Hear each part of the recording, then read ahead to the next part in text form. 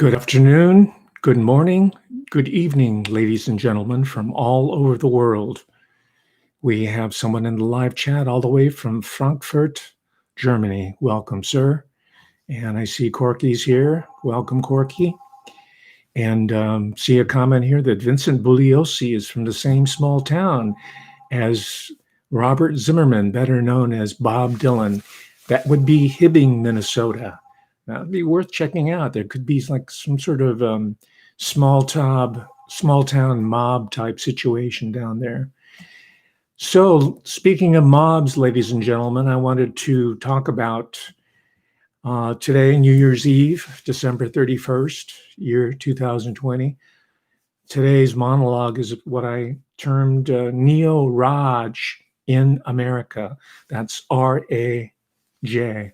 And the Raj, the British Raj, refers to a period in history where a small handful of overseas administrators and soldiers controlled hundreds of thousands of Indians and what now are Pakistanis in the Indian subcontinent, primarily not through force, but through political, economic, and cultural control. So it goes to show you, the British Raj goes to show you that it doesn't really take force, even a large military, in order to dominate a huge population. And that same lesson obtains for us here in 2020 in the United States of America. And this is true for all of the modern states. They found first radio, then cinema, as being very, very important technologies in state formation and maintenance and expansionism. This is true whether it's in Japan, China, Germany, of course, Austria, France, Spain. All these nations had a living cinema tradition. However, they were aced out by, I guess, it was the conflict. By the 1930s, I'd have to say that the United States of America was assuming leadership, even over the great German film industries. The Studio UFA, was well known internationally for producing incredible cinema. And by the way, a lot of that talent was brought over to the U.S. So they just like Paperclip, in a different way, they creamed a lot of talent from all over the world, which I'll get into. The United States has been very effective in opening up its doors to artistic and intellectual talent. And same with Russia. Later was the Soviet Union, an incredible film industry. We have people like Sergei Eisenstein, Battleship Potemkin, October, on and on and on. Why the United States then? How did the United States become as of today, such a powerhouse so far as film and entertainment in general is concerned? Excuse me, let me have a sip of my Assam black tea, which by the way, the British also controlled through the colonial period, the tea trade, until the decolonization period. And as we're seeing now, Britain is very much active in the recolonization, not of the United States of America, but of the entire world. And I'm developing this monologue from the inspiration of John O'Loughlin. I listened to his cast today, his Mind Fields. At 8 a.m. it comes on in Pacific Standard Time, where he continued his discussion of the larger British imperial system and the post-imperial system, which we're very much beholden to today. So I don't think you can talk about the American film industry unless you talk about British Empire and the British film industry. And this comes from my own encounters, my own questions I had in my mind, because every single moment in my career as a scholar of film, television, and popular culture, I encountered Englishmen, British. They might have been, Welsh or one of the different groups within, Britain, but I confronted them wherever I went. Even when I wound up at UC Davis, there was a woman there who had a She was kind of a embedded professor there in the cultural studies, film studies, technocultural studies. I forgot her name, but she had a deal with the British Film Institute, and I saw a pattern because I had taught at UCLA, and I think this was a year 1993, was it? No, I think it was 91, quite a long time ago. I was at the UCLA Film Department. Film. It was actually the school, not a department. The school means it has equal institutional standing as, let's say, the medical school, the law school, the School of Education. It's huge, and it's got a huge budget. I was in the School of Film, Television, and Theater when I noticed that this really close relationship with the BFI, the British Film Institute. And this is where it started hatching in my mind. Why this close relationship? Why Britain as opposed to some other English-speaking country? Or, we're in the Pacific Rim, we're in Los Angeles. Why not Japan? Why not China? Why not even Spain or Mexico? But Britain, for reasons that I'll explain. And I met one individual by the name of Peter Wallen, Wollen. He had made his reputation on a book called Signs in Cinema. This is when semiotics was brought into the study of film, and the ideological, the political content of film was kind of going out in exchange for sort of formalistic study of films devoid of any sort of cultural reference. So that was his contribution.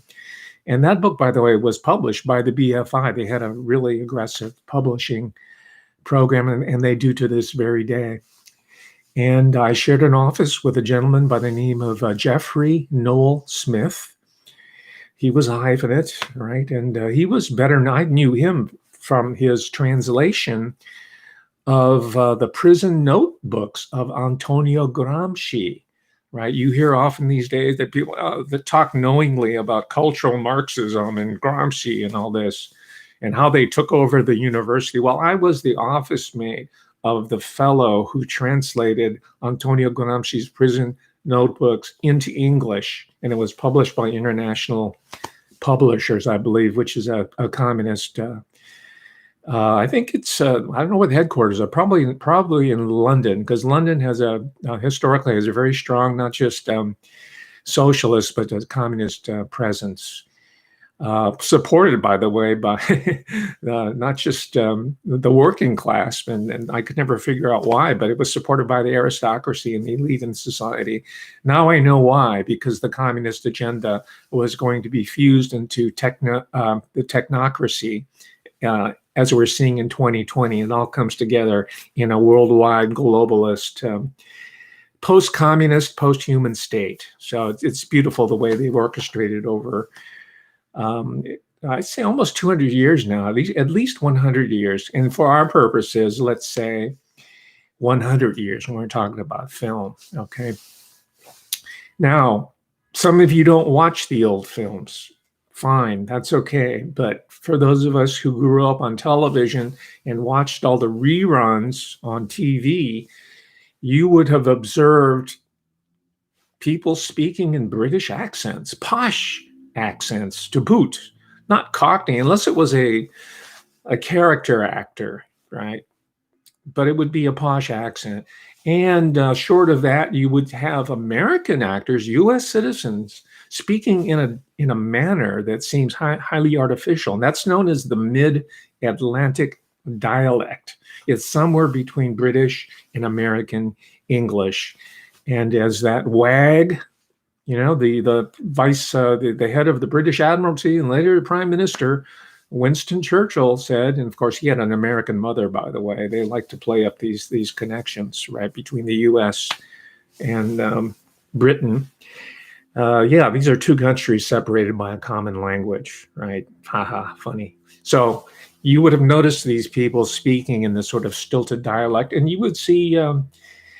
Let's go to the original Sherlock Holmes with, to me, the classic one with Basil Rathbone. And who played Sherlock Holmes? Put it in there. This is a pop quiz, right? But you see these characters, and they're direct British imports, right? And there was a book that was published, the first that I found. This came out in the early 80s. It was republished recently.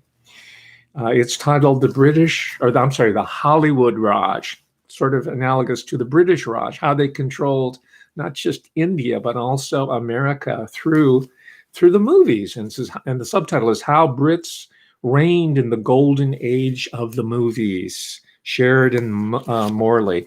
And I didn't have much hopes for this book because on first sight, you have all these caricatures on the cover.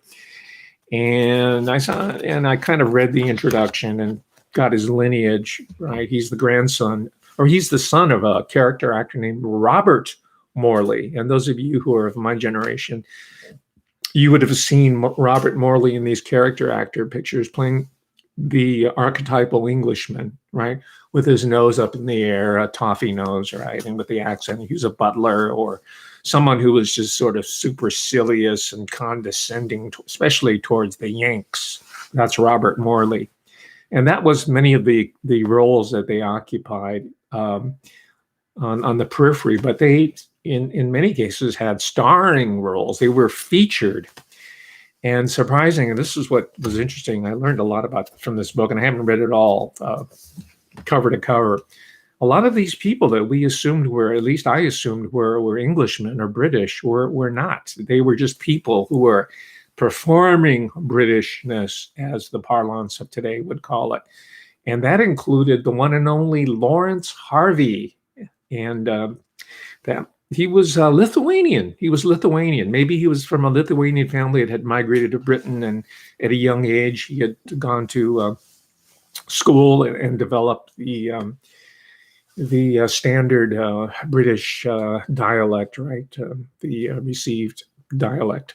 So Lawrence Harvey, you might better know him as the lead character in the original Manchurian Candidate, right, with Frank Sinatra. And in fact, Frank Sinatra produced that film, and he shelved it because it was released right around the time of the Kennedy assassination in 1963. And so that was Lawrence Harvey. And another character that we all loved and admired and wanted to grow up to become was Errol Flynn. He was a swashbuckler. He was a pirate. This is before Johnny Depp, right?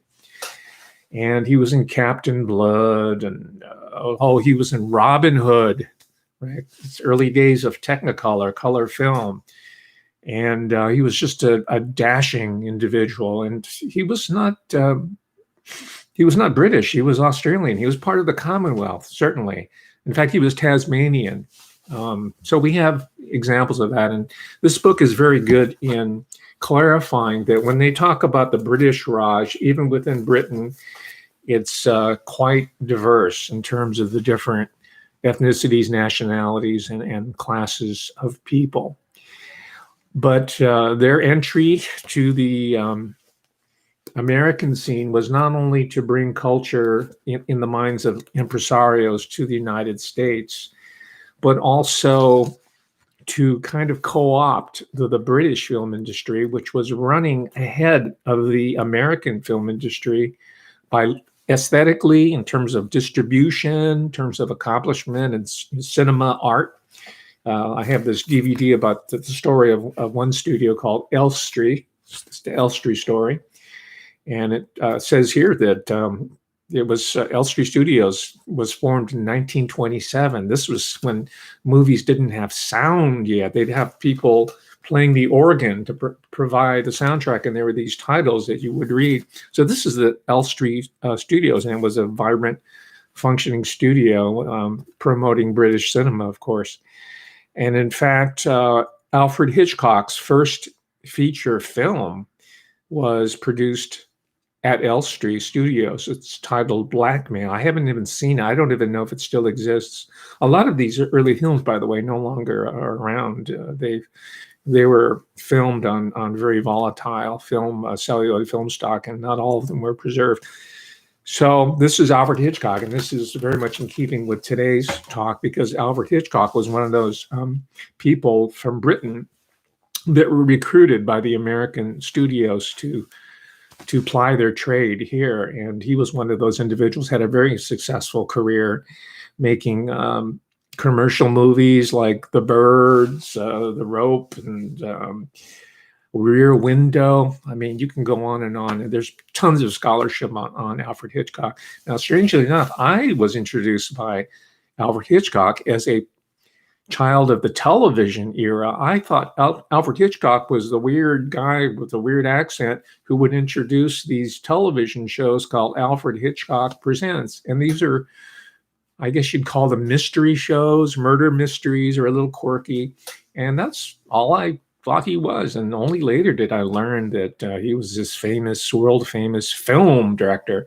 But he had migrated, like a lot of people, from Hollywood into the television industry. So that's one example of one character, an incredible director, Alfred Hitchcock, one example of the many talented individuals that came to the U.S. as part of this community. And it was a community.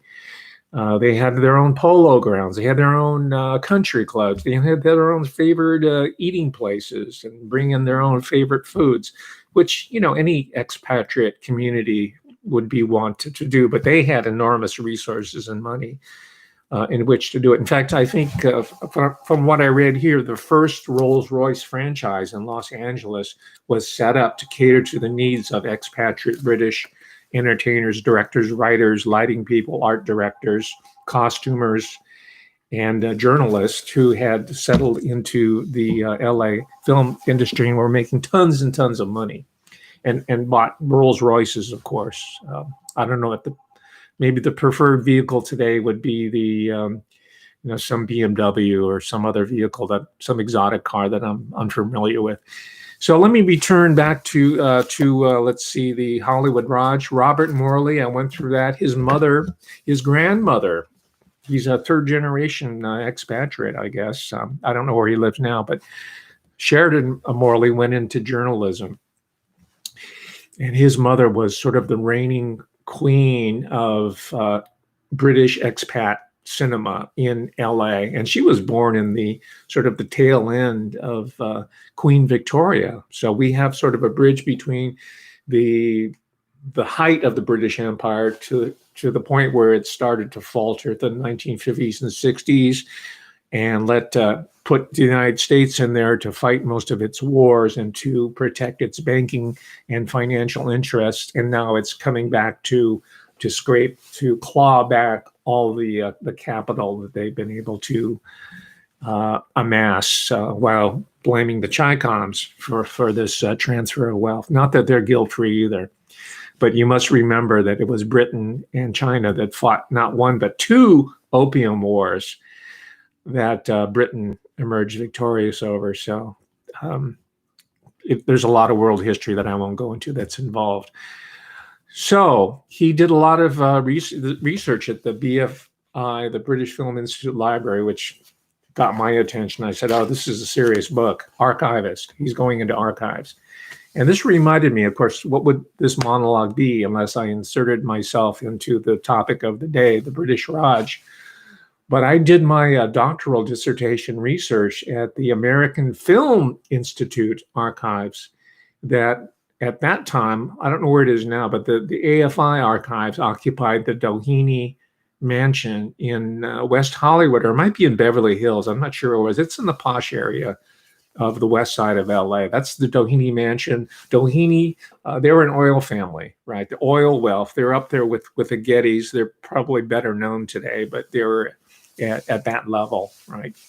And I mentioned the AFI because in the U.S., there was an attempt to duplicate or to compete with the serious purport and research and development and commercial interest of the BFI, the British Film Institute, because it came to the finance people, the money people, and the political class realized how important the exportation of the American film is to the world for its own political, economic, and propagandistic purposes. So they formed an organization called the AFI, the American Film Institute. I used to subscribe. They used to have a really good monthly publication that was in full color and went all through the incredible rich history of American film, and a lot of what we call American film, of course, included people from Britain, and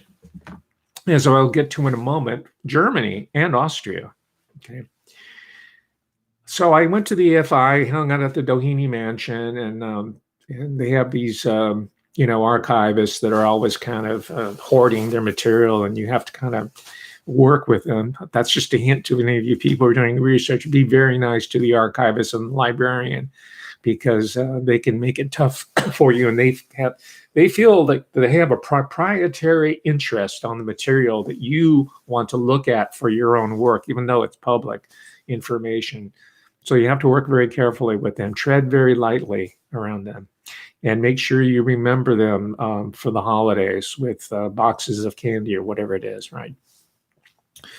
But most of the archival research I did was at UCLA. Like I told you, I had a relationship with the UCLA School of Film and Television and Theater. UCLA had an incredible library of film and television. They had their own separate room with tons of scripts, production notes, some autobiographical letters and whatnot. It's a treasure trove for journalists and scholars of film and television. And I found out about it from my contacts in the industry. I knew some people who did television and directing, and some of them had donated their papers and said, well, you got to go there, check it out. So I did, and thank you very much. This is how in the days before the internet, this is how we learned where all the goodies were, through word of mouth and through professional contacts. There was also a film and television archive that was outside the UCLA Research Library. It was in a separate building, a huge facility that has all these archived, curated films, I guess. I mean, they have to be taken care of, right? These are perishable items here. These are unique cultural properties, and they have the top experts there, preservationists and curators who take care of the mother lode, so to speak. So I would go there and look at some of the films as well. And again, they were jealously guarded. They want to find out who you were and what you were up to, even though it was really none of their business. They try to pick your brains and try to figure out if you were qualified to really to probe into the archives here. So anyway, just a little bit of backstory from my own professional interest. This goes back years, of course. Now, I mentioned the expatriate British community in Hollywood that's still strong today, but not quite so visible. It's kind of merged, right? But there was also a great and thriving Austrian and German community in Los Angeles. People say Hollywood, but it's really places like Pacific Palisades, Beverly Hills, Santa Monica, Venice. So we'll say Hollywood in general. It covers all these different communities on the west side of Los Angeles County for the most part. So not surprisingly, there was a great deal of anti-German prejudice in the Hollywood community. First of all, you had Englishmen there, right? You had British there, and they weren't on good terms for the many years during the Weimar Republic. Even though a lot of British subjects would go to places like Berlin, where the British sterling pound went a long way, and Germany was still in dire straits, economic depression. So people like writers like Christopher Isherwood could go down there with his other homosexual friends and find sexual tricks, primarily in Berlin, very, very cheaply. And I mentioned Christopher Isherwood in specific because later on, not during the Golden Age, but he later migrated to LA himself and wrote books. In fact, there's a book that's still in print. It's called A Single Man, which I have read. I think it was originally published in 1964, very early on. I was a kid when it came out. I had no idea who Christopher Isherwood was. I only found out much later. And that was later turned into a very, very good movie by Tom Ford, who's better known as an American fashion designer, haute couture, American style, Tom Ford. He's a really good film director, very interesting character who I want to read more about. And I'm interested in high fashion as well, because it's all part of this New World Order project that I'm working on. Just as this is, I wanted to see how the entertainment and the media and the information industry has gone into creating year 2020, right? Year 2021, Agenda 2030. This is all part of it. This is all part of the sentience industry, as I call it, or Hans Magnus Enzensberger called it the consciousness industry. So there's a lot of anti-German prejudice, and that's why people of my generation, we would see all these caricatures, not just in the movies, but in the television shows of this authoritarian Germans who goose-stepping, just recall Sergeant Schultz and Hogan's Heroes, and on and on and on. And we just thought, oh, that was so fun. And that was our generational perception of German people. And at the same, it's not just them, whoever the enemy was, that, if it was China, then the Chinese, the opium people, then they're all and then of course, when they needed China during World War II, the Pacific War, then the Chinese became good and the Japanese became bad. And you have a similar process of these little roles that they create for these different groups that are hated. Now it's more difficult to do that. So instead of a particular nationality or ethnic group, what they've done is transcode the filmmakers. They've transcoded into outer space, so they're aliens, right? They're extraterrestrials. They're like the Borgs. They're not identifiably German, Chinese, British, or whoever is the heavy, the enemy of the moment. So there were a lot of British expatriates, but you should also know that most of the major studios, the heads of them, were Jews from Central Europe. So they had a very close memory, a painful memory of living under second-class citizenship, to put it lightly. But many of them were from the bourgeoisie. They were educated. They had gone to law school. I'll give an example of one. I met him when I was a kid. My father was a landscape gardener, a landscape contractor to the stars in LA. I grew up in LA.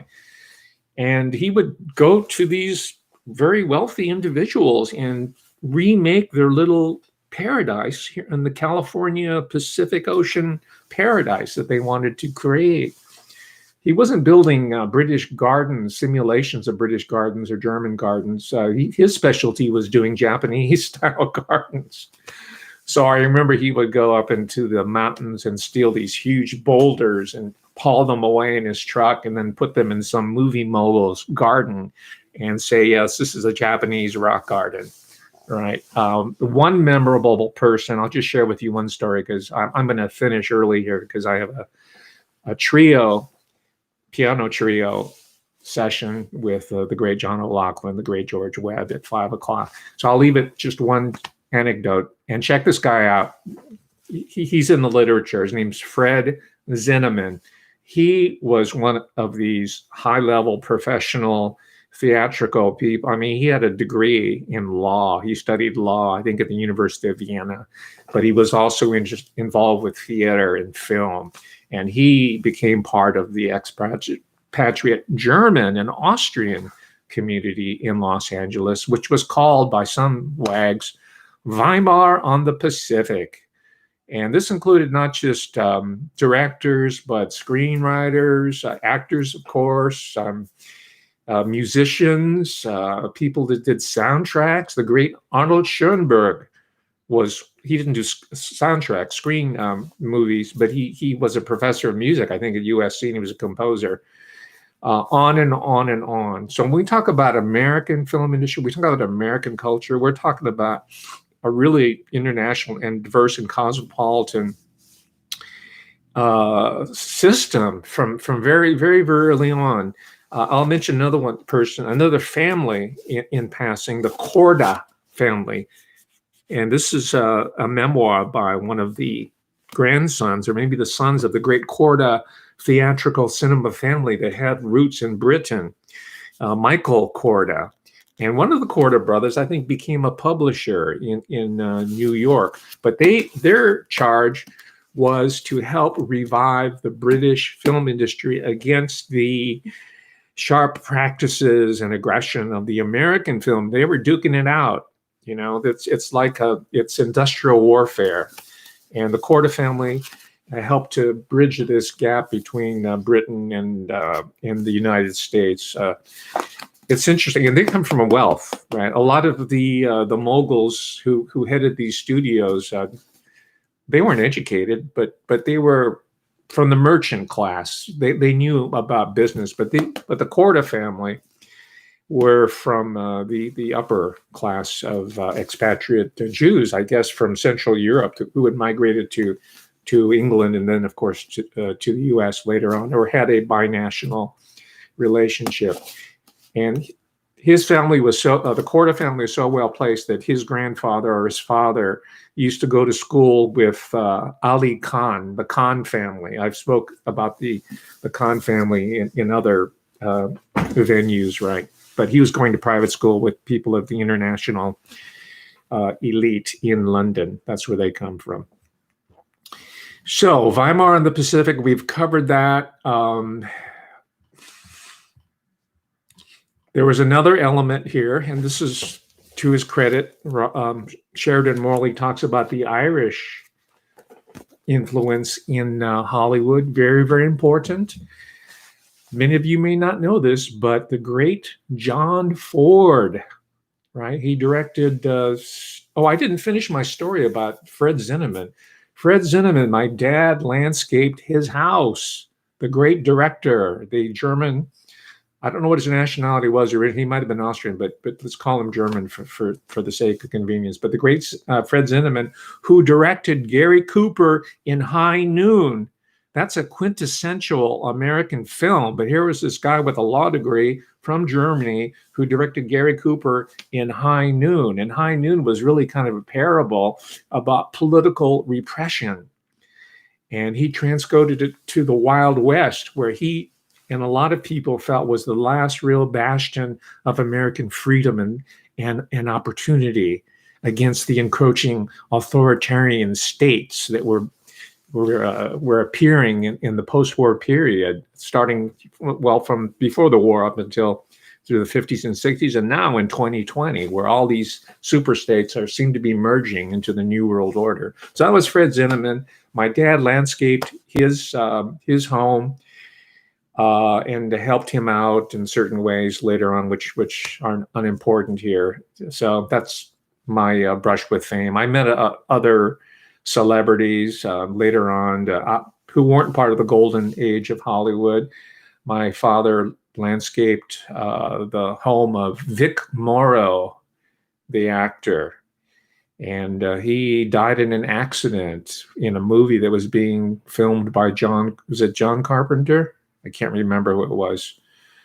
But it was a helicopter accident. I think he was decapitated. It was incredible. It was just a really gory scene. And a couple of child actors, the Vietnamese American child was killed. But I went to the home there. My dad was scoping it out and figuring out how he was going to design Vic Morrow's home, because he was making some money on this television show called Combat. Which was, I think, in the early 1960s. And later on, his daughter became an actress or actor, if you prefer, the gender-free term, Jennifer Jason Leigh, I believe her name is. So that finishes the story with Fred Zinniman. Let me talk a little bit about, because I'm running out of time here, let me return to the great Christopher Isherwood, because I alluded to this kind of fusion between Weimar Germany and the British expatriate community in Los Angeles, and how that formed the British Raj and really the post-Raj period of today. It's a very interesting history, and so far I think I'm the only person that's been able to break it down and put it together, how they all fuse, how it comes together.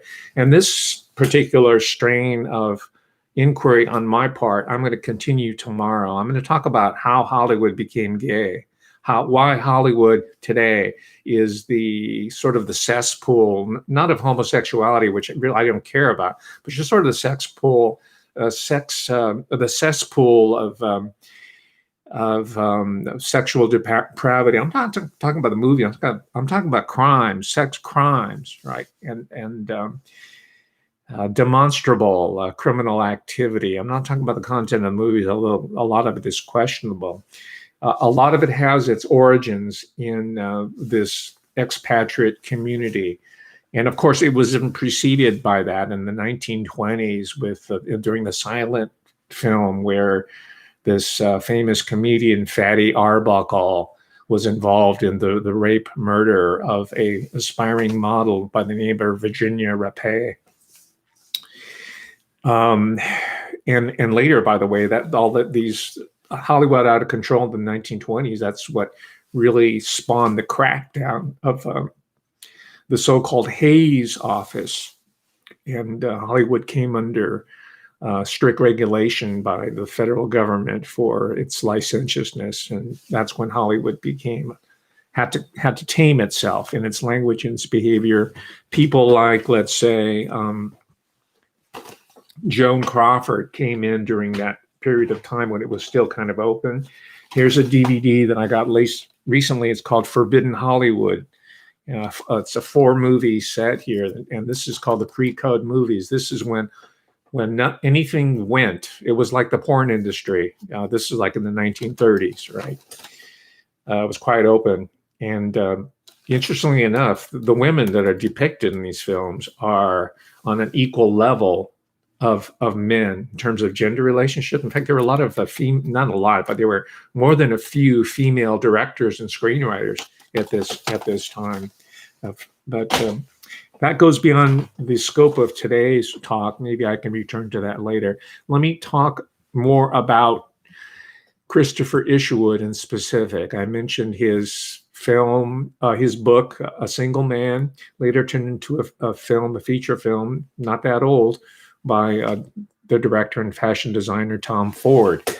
Well, I read about Christopher Isherwood when the movie Cabaret came out, starring Liza Minnelli. And by the way, Liza Minnelli is also show business royalty. Her father, Vincente Minnelli, was a director himself. And then he's also the husband of Judy Garland. Right, so this is Liza Minnelli, right? In case you didn't know, when she starred in this film with Joel Grey as the impresario in Cabaret, I didn't realize, and it's an incredible film. It's still worth watching today. I didn't realize it had any connection to the Weimar 1930s via Christopher Isherwood, and he had written a collection of fictionalized his adventures, and is collected in Berlin Stories. And out of which the film Cabaret was constructed by, I think it was Bob Fosse who directed it, if I'm not mistaken, who comes from a Broadway theatrical and dance background. Bob Fosse, yeah. Anyway, Christopher Isherwood. I read about him in this book by a guy named Robert Beachy. The title is Gay Berlin, the Birthplace of Modern Identity. He didn't say the birthplace of modern sexual identity. He didn't say the birthplace of modern German identity. He said the birthplace of modern identity, Gay Berlin. This is during the Weimar Republic. In fact, a lot of the program of the Third Reich was to clean up the licentiousness of Weimar Berlin. So anyway, I'm not going to give you much backstory there, except to tell you that Christopher Isherwood and literary people of his generation, the guys that went to the public school and had gone to university, people like W.H. Auden, who I'd mentioned before, he's the guy that pronounced the post-war period the age of anxiety. Well, one of his buddies was Christopher Isherwood. Christopher Isherwood and W.H. Auden were butt buddies, literally. So their adventures took them to Berlin, where the British sterling went a long, long way, and they would be pursuing their little sex tourism, I guess you can call it, their sex tourist pursuits with whoever that they can find on the streets there, right? On the Kurfürstendamm, or one of the main drags or one of the side streets, right? By the way, there's a very good book of photos and graphics, a collection by Mel Gordon. He was a professor at UC Berkeley. I think he was in the theater department. The title of the book, and you can get it used cheap on that giant retailer that we all know and love. Mel Gordon, is called Voluptuous Panic, The Erotic World of Weimar Berlin, published Feral House, year 2000. I don't have a copy. I've had many scans of it. I think I should buy one. After all these years of thinking about it, I think I'm going to pull the trigger and get it. But it'll give you a very good insight, a visual insight, because these are postcards, literatures, photographs of the time that showed you the degree of economic hardship and depravity that resulted because of the reparations that Germany had to pay after World War II, or after World War I. This is during the interwar periods between World War I and World War II, where even children, mothers and daughters, were on the streets prostituting themselves, right? This is in Germany of the 1930s. So you might want to check that out. Anyway, in that milieu, we had people like Christopher Isherwood, part of the British Raj later on. He was a little bit later than some of the earlier types like Charles Lawton, who was a closeted homosexual himself, by the way. Christopher Isherwood was not closeted, but he was not out there. Interestingly enough, Christopher Isherwood, he bridges the more recent, when I say recent, I'm talking about late 50s and 60s, okay? The subsequent generation of gay Hollywood, because he dedicates his novel, A Single Man, to none other than Gore Vidal. And if you don't know who that is, he's probably the father of a lot of GLBTQ performance, as you want to call it. He wrote the novel Myra Breckenridge, which I read recently because I'm really a serious researcher, right? Even if I may not subscribe to it, I read it. I mean, I am listening to Trent Reznor, Nine Inch Nails, just for you. I'm reading up, the criticism of the Downward Spiral and Pretty Little Hate Machine, so I can understand industrial music and why it occurred at this point in time. Whereas my preference is to listen to singer-songwriters like Radney Foster, who is doing his Del Rio, Texas CD, Unplugged and Lonesome, right? Great songwriter. I see he's collaborating with George Dukas, another great songwriter. He wrote Nobody Wins with Kim Ritchie, who's another. I'm into singer-songwriters. I'm not into Trent Reznor, but I have to look at it because depravity is my business, I suppose. I look at it as an anthropologist, supposedly, right?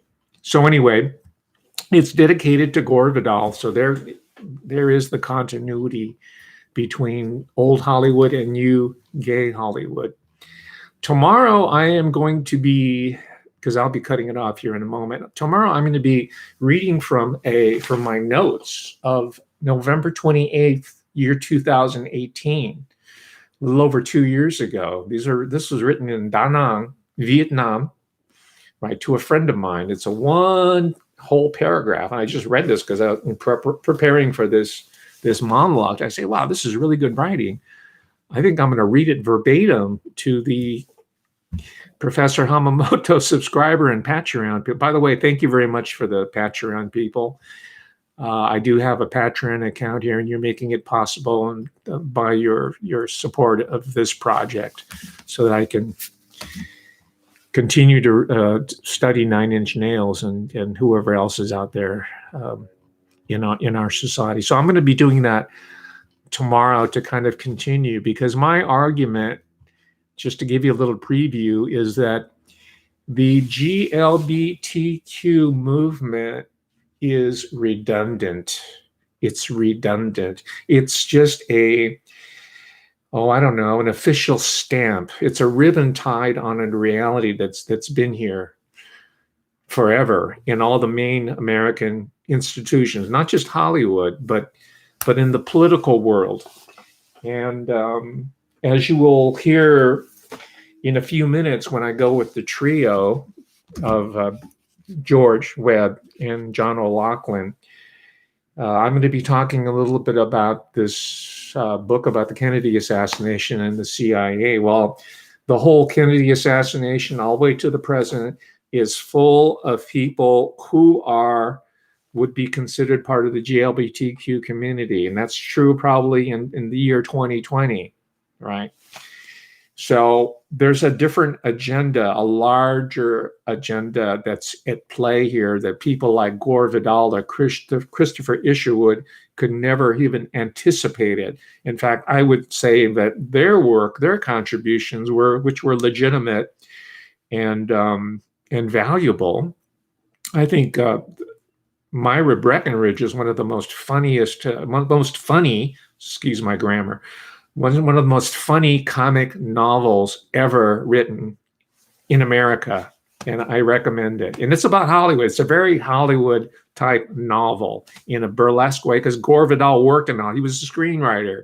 He didn't shy away from it. He was on television a lot, even though he lived in a villa in Italy most of the time with his partner.